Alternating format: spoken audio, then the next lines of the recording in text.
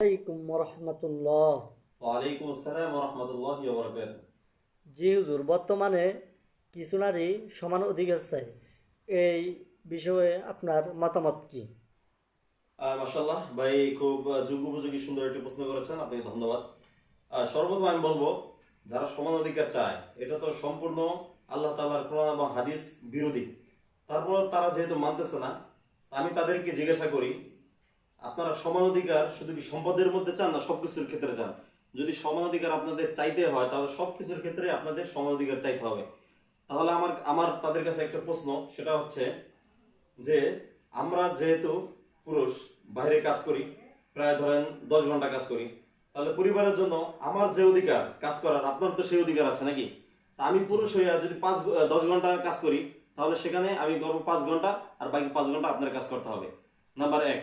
আর number দুই হচ্ছে যে আমি পুরুষ, আমি যখন বিবাহ করি, নারীকে আমি মোহর দান করি, মোহর দেই, সেটা আমার প্রাপ্য।